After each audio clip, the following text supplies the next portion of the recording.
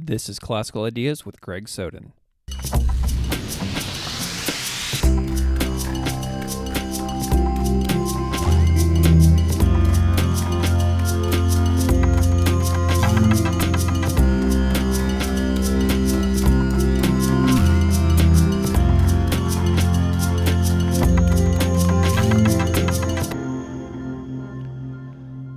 Welcome to Classical Ideas. This is Greg Soden.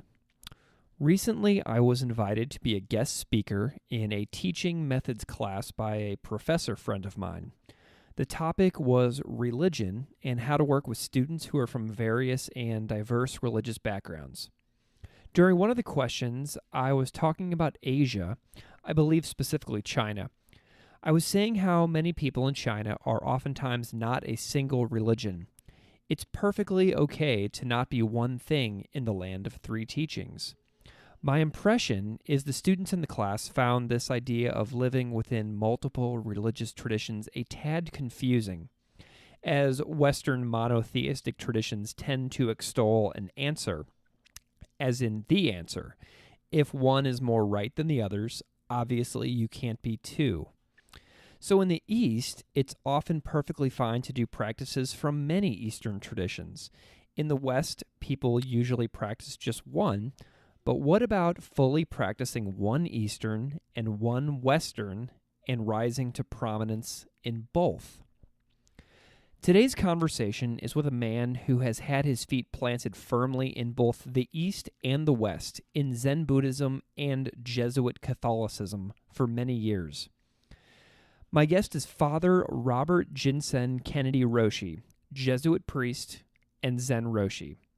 Robert Kennedy is one of several practicing Catholic men and women who are recognized by the Buddhist community as Zen teachers.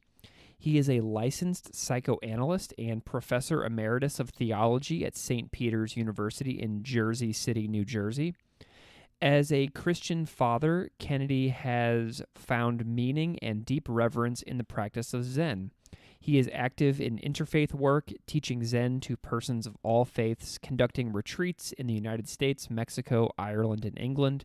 He studied Zen in Japan with Japanese master Yamada Roshi. He continued his study under Maezumi Roshi in Los Angeles and Bernard Glassman Roshi in New York. In 1997, he received Inca, the formal seal of approval from Glassman Roshi, and received the title of Roshi or Master. He holds doctorates in theology from the University of Ottawa and from St. Paul University in Ottawa, a master's in theology from Sophia University in Tokyo, and a doctor of ministry in psychology and clinical studies from Andover Newton in Boston. He is a graduate of the Blanton Peale Institute of Religion and Health in New York. Roshi Kennedy has written 2 books on Zen and Christianity, Zen Gifts to Christians, and Zen Spirit, Christian Spirit. In 2017, Roshi Kennedy received 2 honorary doctorates, one from St. Peter's University and one from the College of the Holy Cross in Worcester, Massachusetts. Without further delay, it is my pleasure to bring you my conversation with Father Robert Kennedy Roshi.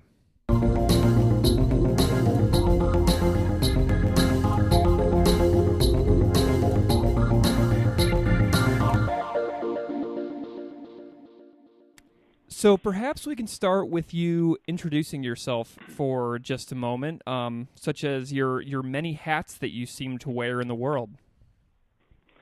Right. Well, I'm a Jesuit priest, and I served here at St. Peter's University for many years, teaching theology and some Japanese language, at least to beginners. I lived in Japan for 8 years. I was ordained a priest in Tokyo, and then I realized there were other things that interested me that I wanted very much to do. I studied Zen Buddhism. I learned about Zen from my years in Japan, and I pursued that. And then I also was interested in psychology. And so while I was teaching at the college, I also went back to graduate school and got another doctorate in psychology, and worked as a psychoanalyst. And in fact, I still do. I'm still active as a licensed psychoanalyst in New York State. So these things kept me busy. I was interested in them. I tried to accomplish as much as I could in life, and here I am now, as 84 years old. Fantastic. So you are a Jesuit priest, a Yes. practicing psychoanalyst, and what is your official title in Zen? Is it Roshi or Sensei? Roshi. No, Excellent. I was sensei means teacher, and Roshi literally means old teacher or experienced teacher, something like that. A teacher who is, served for some years, served well for some years, something like that. It's more of an honorific title. Sensei means you're a teacher, and that's important because it means you can make other teachers. In that sense, senseis hold the future of Zen in their hands and in the choices they make of making other people teachers of Zen. Excellent. So let's go way back really quick. So what made you want to be a Jesuit priest? Well, I went to a Jesuit high school, and this was 47 to 51 when I was in high school. And the Catholic world then, before Vatican II, was quite different. There was a strong emphasis on religious life and the priesthood. There was a feeling that if you really wanted to serve God in the world, that the priesthood and religious life was the way to go. And, of course, we didn't have the choices that are available to young people today. No one is really thinking the way we did back in 1950. But at that time, many of us entered religious life, and the desire was to serve God in the world, be of use in the world. And I was one of those that chose that path.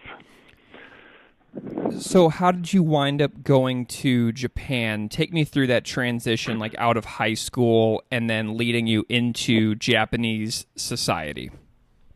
Well, I chose the Jesuits because I knew them. I went to a Jesuit school, and I was touched by the emphasis on education, and that it was a universal order. It wasn't like a local diocesan order of priests or nuns.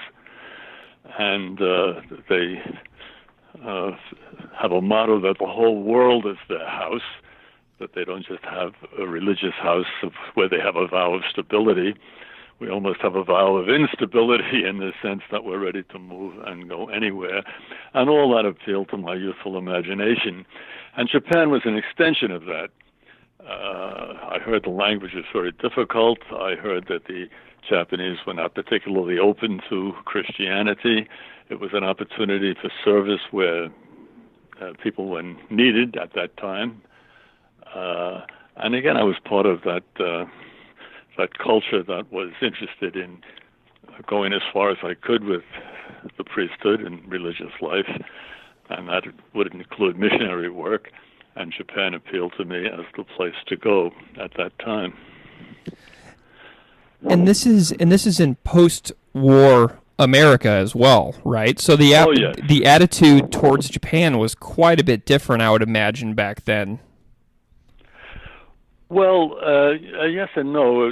Japan was still recovering from the war, but the Japanese are very much themselves. They confident in their own traditions, and they're very gracious to foreigners, and they're very open to new ideas. There are many things that are quite the same.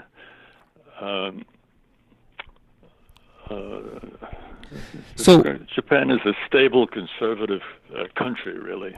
Right. So when you graduated from high school, you said it was 1951, right?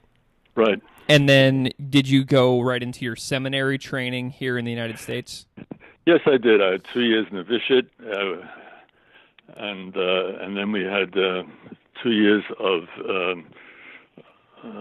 really poetry and rhetoric, humanistic studies, and then we had 3 years of philosophical studies, and then the question came up about where we would go. Should we stay in the United States or should we go abroad? And it was at that time, when I was 25 years old, that I volunteered for Japan. And was this in like 1957, 1958? 1958. Excellent. And when I got there, I was put into a language school for 2 years. The Jesuits are very good in this, that to work in Japan, we have to speak Japanese and relatively fluently in Japanese. And I remember one Jesuit experience telling me that we shouldn't wander around with a 500-word vocabulary. Mm-hmm. In other words, keep studying. It's a lifelong enterprise if you stay in Japan, that you keep studying the language and be good at it, so you can teach in schools, so that you can represent the church and the society in the best way possible. So you wind up in Japan, and you are studying the language, and you're there for a couple years. So tell me about what you first remember about when you found Zen. When I found Zen, well, that was somewhat later on. I was so busy when I was in Japan for those years, and I was still very young. And for example, I was sent to a high school in Kobe, a Jesuit high school there, and I had 2 years of teaching English and coaching baseball.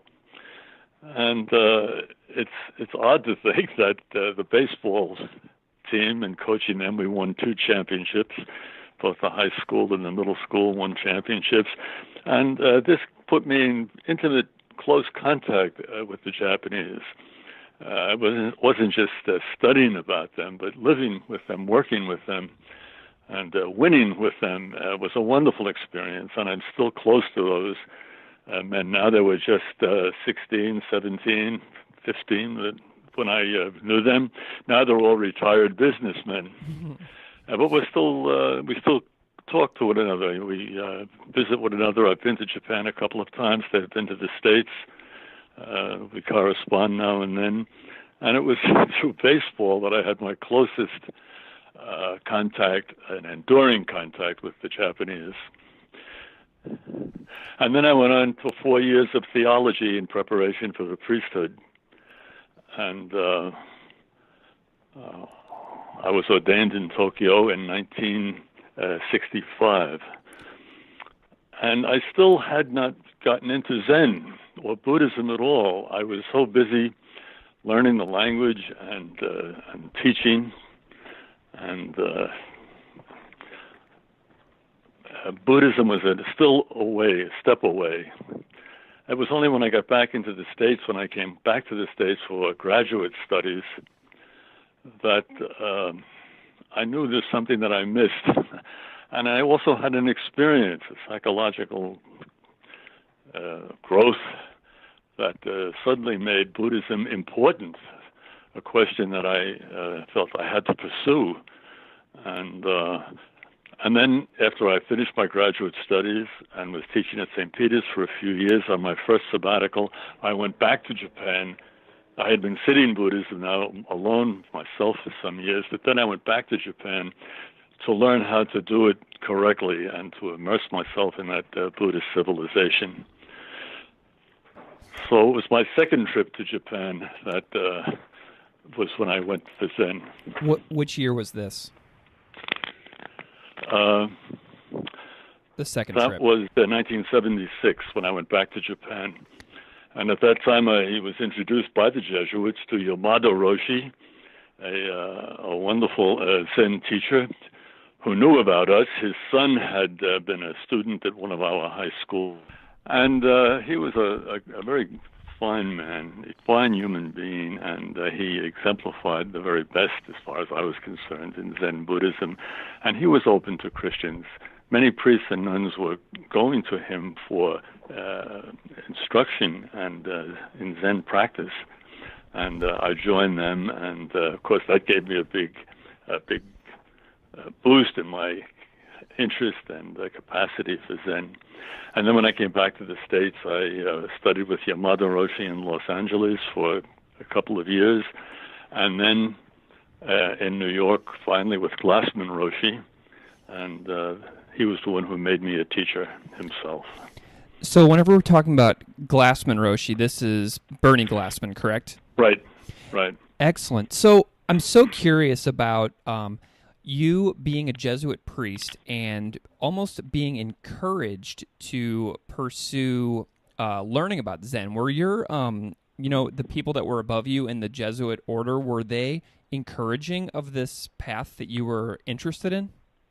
Oh, yes. There were two major superiors who mentioned specifically that what I was doing was in the highest traditions of the Jesuits, of what we are, the Society of Jesus, or the Jesuits. And they were completely positive about it, that we should, this interreligious dialogue was really essential to Catholic life. Not that every Catholic has to do it, but that there has to be always in Catholicism this openness to other faiths and cooperation with them, seeing the good that they have, seeing the truth that they have, and supporting that truth that they have, and even practicing that truth that they have. Walk in their shoes so that we can really understand them.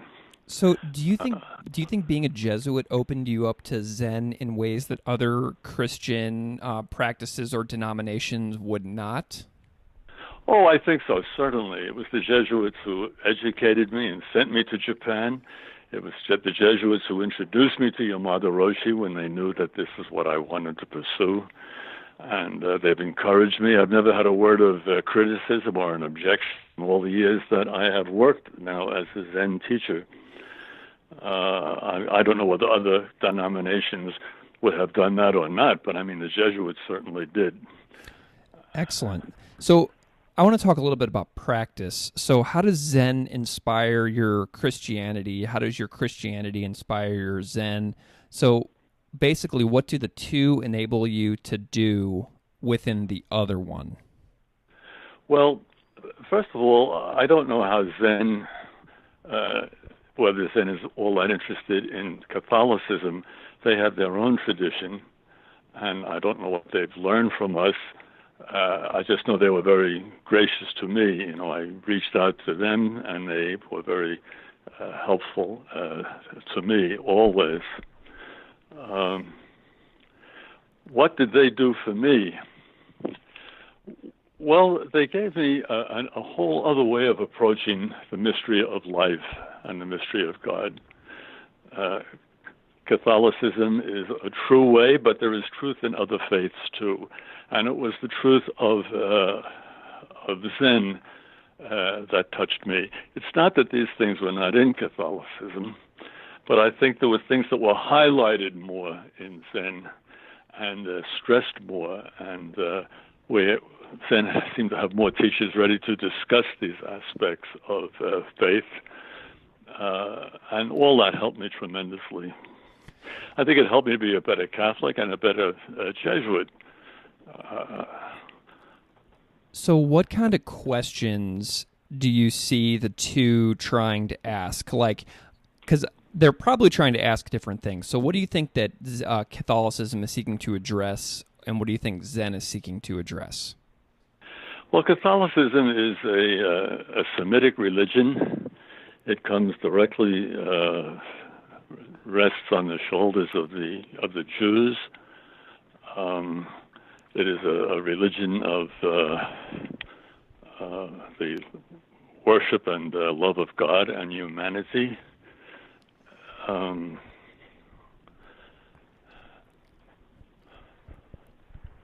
What I want to say here, it is what the Buddhists would call primarily a vertical religion. The first commandment is to love God with your whole mind and heart and soul.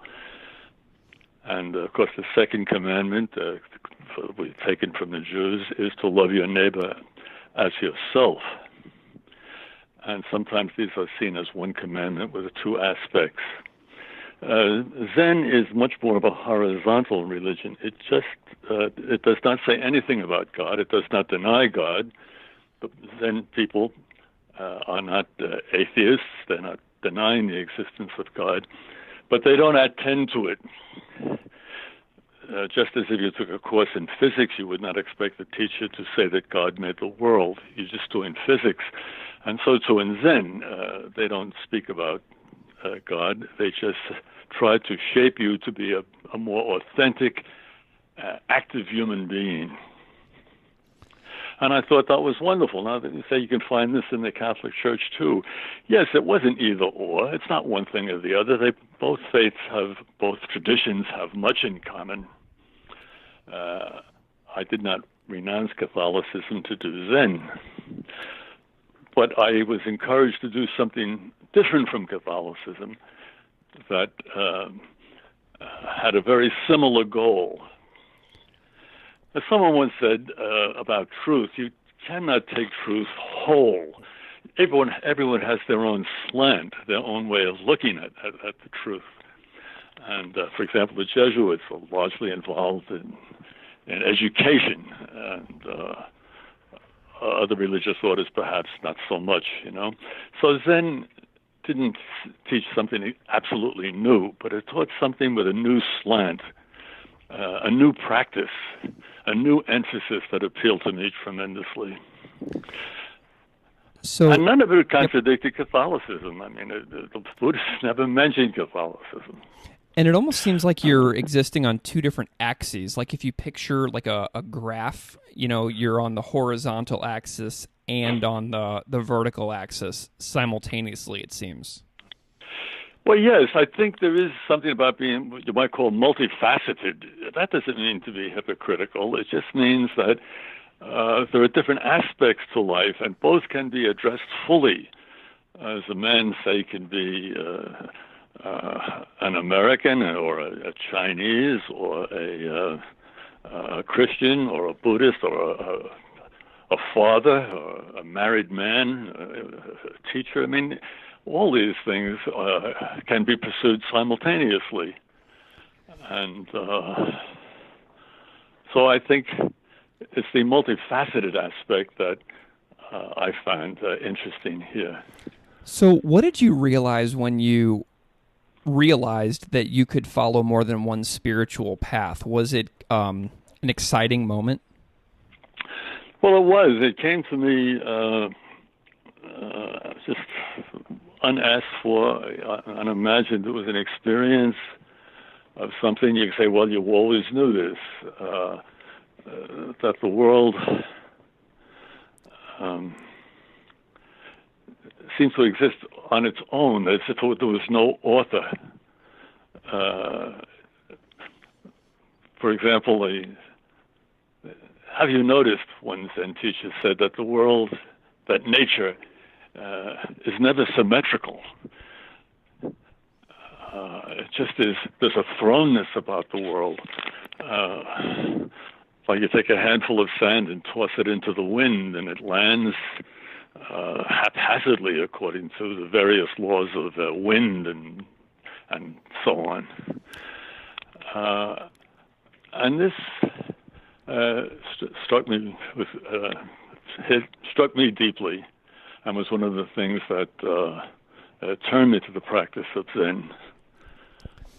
So I just finished reading one of your books, Zen Spirit, Christian Spirit, and in there is a really wonderful section that I latched onto. And I seem to understand that you're saying that Zen can help Christians eliminate preconceptions of what God is. Oh, yes.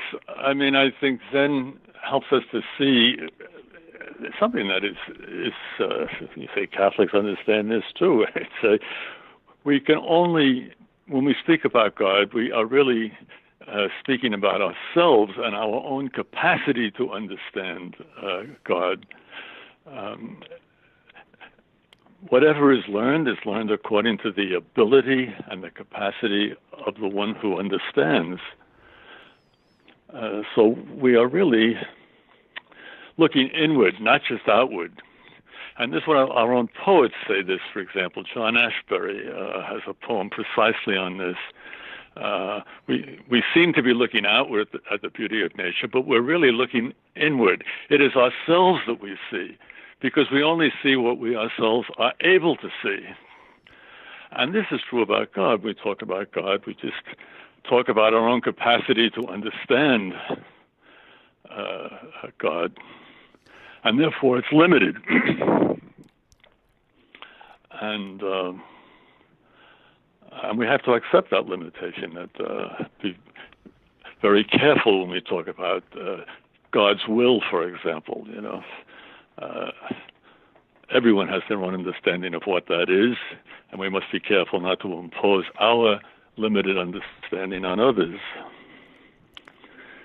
Is this what you were referring to? Yeah, so it seems like it opens you up to real contemplation. Yes.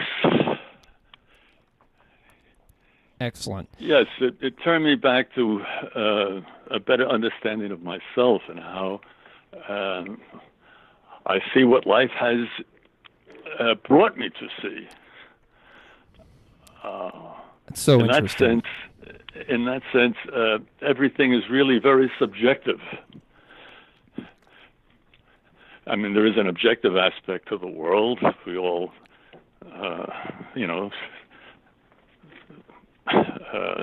see and judge the same world as we look about.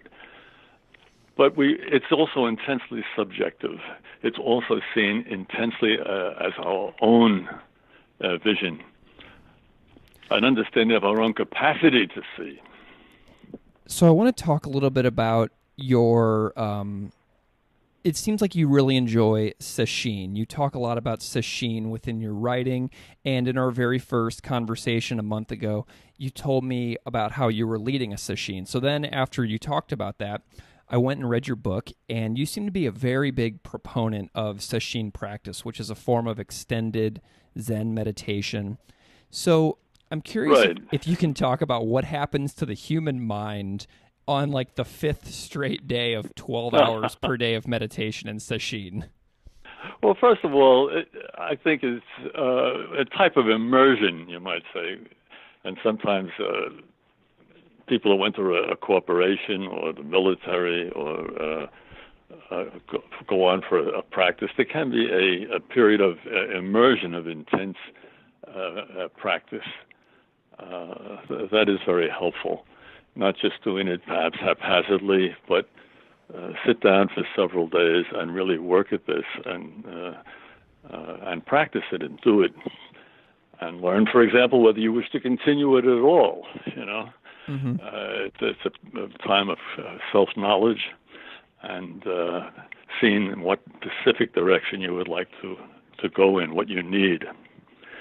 And so that's what a session is. It's not essential, but it is a great help. So what happens to the brain? Like what goes on inside the human mind on after days of this? Well, there's a lot of the science of mindfulness that's very popular today, and I'm not a scientist, and I would say that after a couple of days, the mind does quiet down, and you quiet down, and you grow more attentive, and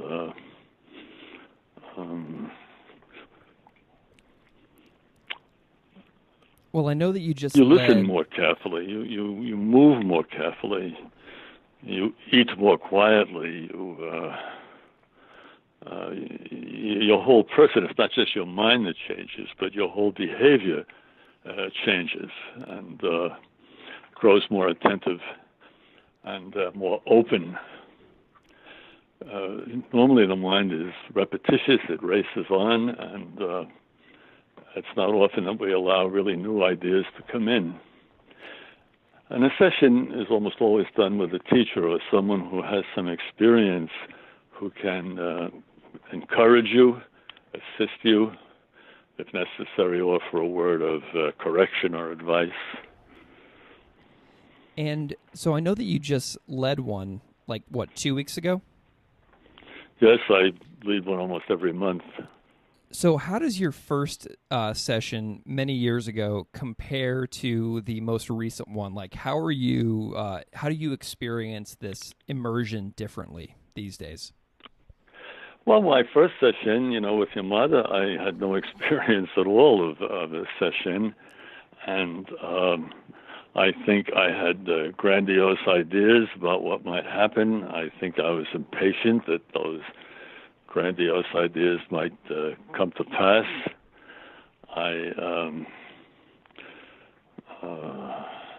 was in a lot of pain. My back and my legs were hurting. And the head monk, the executive officer of the session, was on top of me for my mistakes or my lack of experience, and that annoyed me. I was not ready for such personal, immediate criticism, no matter how much I deserved it. Mm-hmm. I don't think I liked it. And so that was in the beginning. I made all the mistakes of beginners. And now I just think all the people who have been sitting for a while were much more patient. We were able to sit still for longer periods of time. We have better control of our imagination and the random thoughts that come through, like so many wild horses. Yeah. And more realistic about what is possible. So many people enter, as I did, thinking that a great enlightenment would be just around the corner, and thinking in a very selfish, self-centered way, and gradually all that just fades away.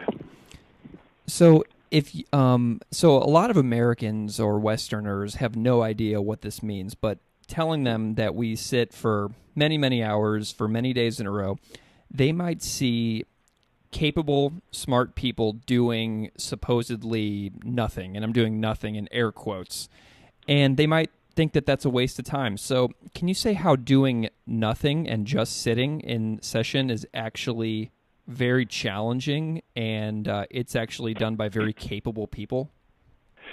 Well, nothing, remember, is a bad word. It doesn't translate the meaning of the Japanese. Nothing, we usually, like emptiness is another word that sort of we associate in a very negative sense, like being empty-headed, or nothing, and it's just wasting your time. These words refer to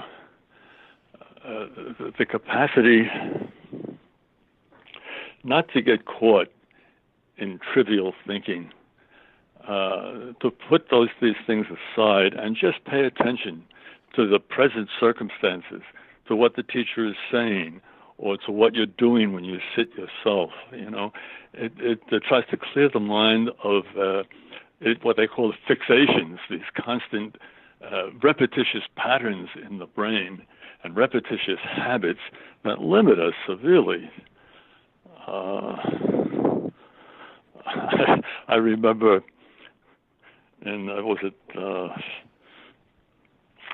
the story of Henry II and his wife, and Peter O'Toole and Audrey Hepburn, when she turned to him and said, "My great cross in life is knowing every thought you ever had." And often we catch ourselves repeating old stories, and it's a little embarrassing when a friend says, "Yeah, we heard that." And so to think of nothing means to put aside these fixations and repetitious patterns that limit us. That's all. It's not that they're wrong necessarily, but they do limit us and make us far less interesting to our friends who have to put up with it. So it's very liberating. It is a liberating practice to put down things that I know and to open myself up to what perhaps I do not know. And that is a great liberation. What is your And Zen? that is what Zen is all about. It is not religion in a Christian or Semitic sense of religion. It is to take a chatterbox and quiet that chatterbox down and teach him new skills about listening and being of service.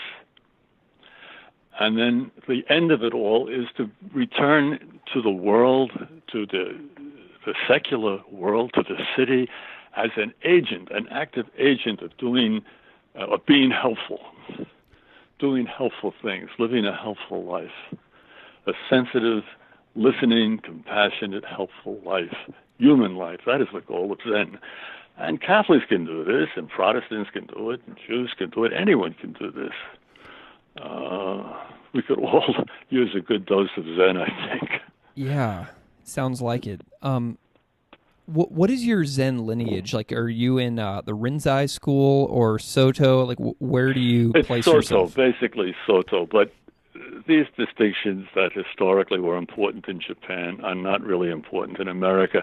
Many of our teachers were recognized, they studied with them, were recognized by teachers of both lineages. Gotcha. Both Rinzai and Soto. Practically speaking, I think they have very little importance in American Zen today. So do you practice Dokusan with your students? Dokusan. We call it, we don't use that word necessarily. But yes, I see them frequently. I mean, my door is open. There are 3 times a week. I sit with them every day, and 3 times a week, if they indicate they would like to speak with me, I'm available to them. They just have to light the candle in the Daishan room, the room where we have the interviews, and I know someone wants to see me, and I go in, and I'm there until they've all seen who want to see me. And I think that's important, too. I have found it very encouraging in my own practice to work with my own teachers. It's not a form of confession going to these meetings with the teachers. It's more of a communion. And I always felt helped and understood and got sound direction from my teachers, and I try to do that for my own students. So how does Dokusan, which is kind of like a conversation between a Roshi and a student in Zen, how does that help you out in your confession practices as a Catholic Jesuit priest? Well, everything I've learned as a Zen person, as a practicing Zen, I believe has helped me to be a better human being, therefore a better Catholic and a better priest and a better Jesuit. The entire practice, I think, would help anybody to be what they want to be. Zen does not give you direction on what to do with your insight and your service of the world. That's up to you. It just makes you a more sensitive instrument so you do better what it is you choose to do. So there are quite a bit of difference in the beliefs of Buddhism versus Christianity. So I'm curious if you can talk briefly about how you rectify the soul versus no soul, the self versus no self, or the heaven versus no heaven. Like, how do you see those distinctions? Well, I don't emphasize these distinctions. I expect that there are these real differences. But the goal is not to argue about them or to try to convince your partner that they are wrong and you are right about something. The theories about the existence of the soul are not what this practice is about. The Buddha never taught, for example, that there is no self. He just acted in a way that the self does not come up as an issue.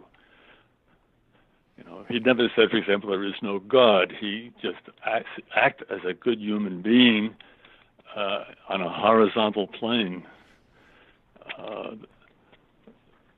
Why would we argue with somebody about things that are not to the point?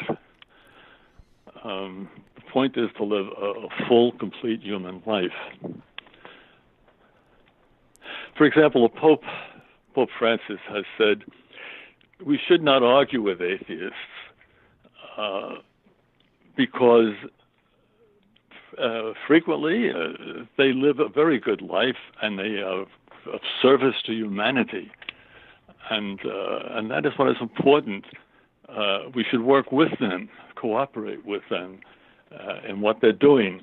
Cooperate in all that we can that is not specifically opposed to our faith. So that's really interesting. I'm going to have to reflect on that quite a lot myself, listening back to this conversation. So 20 years ago, you appeared in a book called The Accidental Buddhist, written by a man named Dinty W. Moore. Yes. And in that book, you said that life is terrifying. Has your view on this changed in the last 20 years at all? Oh, what I meant by that, I don't mean that that's my complete definition of life. Well, because I agree with you in a lot of ways in that regard as well. I mean, obviously life is wonderful, life is joyous and hopeful and all that. But there can be a naivete that does not realize that life can also be terrible. And it is hard to understand how a good and compassionate God's providence could allow such things. There is that terrifying aspect that shows up in literature. You know, for example, Melville's Billy Budd. One second, please. Just a couple of minutes. This is an important phone call. No, it's okay. Go ahead. I'm doing the bus. Oh, no. Oh, you're still doing the phone. Okay. Yeah, it's important. Okay. How about... That's fine. No, you take it easy. Half hour. I'm sorry. No, it's okay. A workman just came in. Yes, so terrifying in that sense. We can be more naive than need be. And it is this terrifying aspect of life that we have to attend to. For example, immigration. I saw a picture, of the immigrants walking from Greece up to Germany. A man's there with his wife and 3 little children, and he doesn't know where he's going to sleep that night. He doesn't know where he's going to get dinner. He doesn't know where he's going to get water.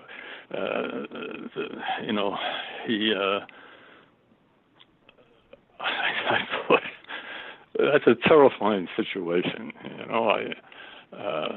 Well, when I visited, Auschwitz-Birkenau with Bernie Glassman, and saw what human beings are capable of doing to one another, there is this terrifying aspect to life that compels us to try to bring some peace to the world, some understanding, some respect for other people who might differ from us. Right. To take care of their needs. The great Jewish philosopher Levinas said that the first duty of a human being is to attend to the afflicted face of the one right in front of you. And when you've done that, then you can think your big thoughts, Mm-hmm. Then you can go philosophize all you want. But attend to the afflicted face of the person in front of you. And I thought of that when I saw this man with his wife and little children. I wondered, when did they last have a meal?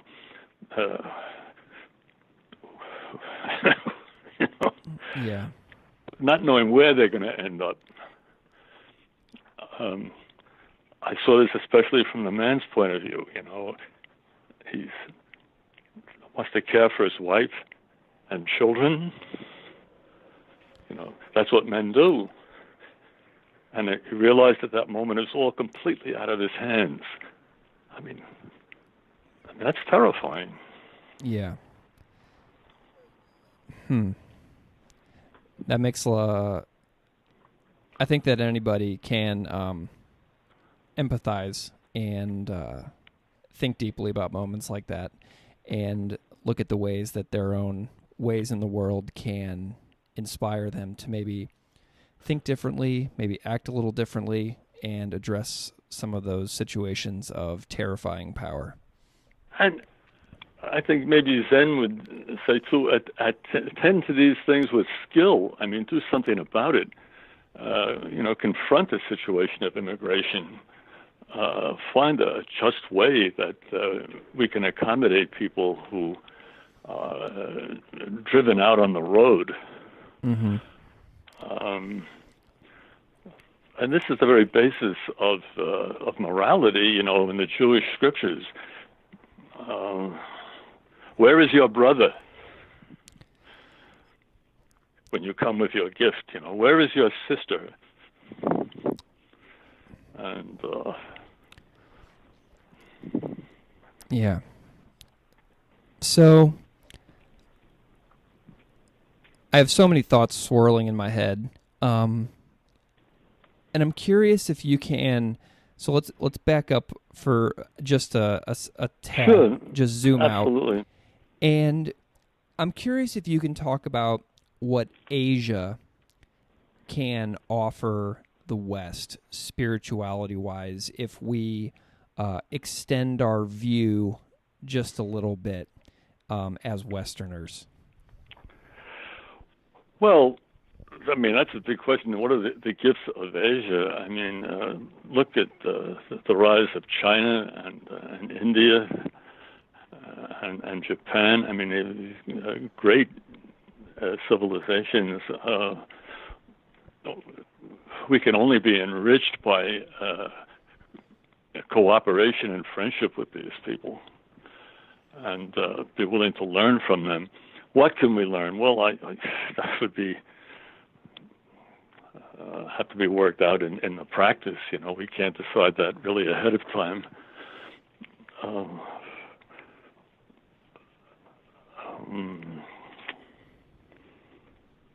Am I answering that? Yeah. Your question, or I don't mean to dodge it. I think we have everything to learn by a close, intimate sharing with these great civilizations of Asia. And it seems like we also have the skill of looking inward to gain as well. Yes, to see our own limitations. It's just as we have inadequate ideas about God, we have inadequate ideas about Asia. Yeah.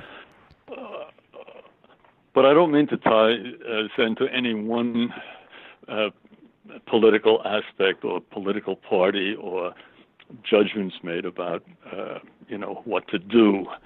I would say learn to listen, to respect the other as other. Not expect that they're going to. For example, is it possible to have a true Christianity in Asian traditions? Or must the Asians become Europeans before they can be Christian? This is a battle that's been going on for several centuries. Do they have to become Western in any sense in order to accept the gospel? The Christian gospel is based on a very practical epistemology, a realistic epistemology. This is a sort of a crucial point. We know what Zen is now. It does not have that realistic epistemology. It is, we only know the other just to the extent we're capable of it. It's really therefore ourselves that we are learning about, our own capacity to know. They're far less robust in making objective statements about the world or about revelation. So I think we have a lot to learn. We have to listen to Asia and see if the gospel of Christ can fit into the way they see the world. Beautiful. One of the great books on this, of course, is The Silence by Shusaku Endo about the Jesuits in Japan in the early 17th century. And one criticism of the Jesuits in that book in Japanese said, "I don't think that you missionaries really understand Japan. Meaning you don't know what's possible here. You preach a gospel that could not possibly fit into our social and economic reality here." So we have much to learn. Sure. So, and it comes through listening. It comes through listening and learning to listen, which is a skill after all. Indeed. And so based on top of that, so I work with teenagers every single day and teach religious studies to 18-year-old American young people. Yes. And this is how I found you. This is my path in life that led us into this moment of having this conversation. And yes. I'm curious if you can discuss why you think it's important for all people to study and learn about many religious and spiritual traditions. Why does learning about something other than your own view matter? Well, it depends on individuals. I mean, I don't mean everyone has to go into study other faiths. For some people, that's, maybe quite impossible. The opportunity of life don't lead them in that direction, But I think we should learn all that we can about them. But it's not just a learning about it. It has to be that a sympathetic learning. That we see that our way is not the only way. It might not be the only way for us. Another adjustment anyway might be very helpful to us. And I think it can only enrich us. Sometimes these problems come up in a very practical, immediate sense, like an inter-religious marriage. Or the acceptance of immigrants into our community.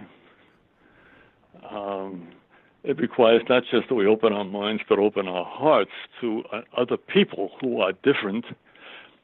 But from that difference, we can learn.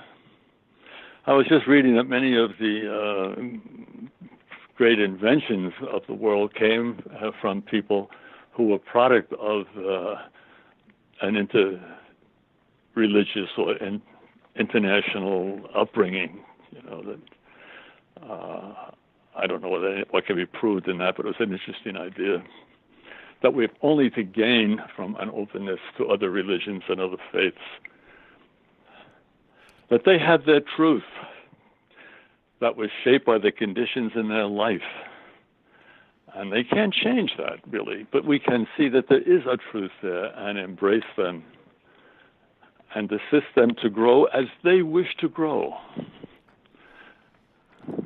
And that's exactly why I reached out to you, because since you live in these two traditions and you've been fully immersed in them for the past, many years, I wanted to hear your story and have you share your story with listeners on the podcast. And I'm really grateful to you today for spending this hour with me, and I'm so pleased that I wrote to you in the first place. Listen, I'm very happy to be in touch with you. I'm just looking at, as I said, at St. Peter's College, this Jesuit college. There are 54 languages spoken by the students. There's only 2,000 students here. It's a small college. There are 54 languages spoken. We have a special prayer room set aside for the Muslim students. And they're all living in peace and working on their degree and learning the skills to get on with life, This is the way it should be. It's not a win-lose situation. It's an openness to the other that can enrich us all. I hope we talk again. Oh, yes. So hope I meet you. You're always welcome here at St. Peter's and at Morning Star Zendo. I hope you come through and be our guest. Excellent. Thank you, Father Kennedy. This has been a lot of fun, and thanks for coming on the podcast. Thank you so much. Right. Bye-bye now.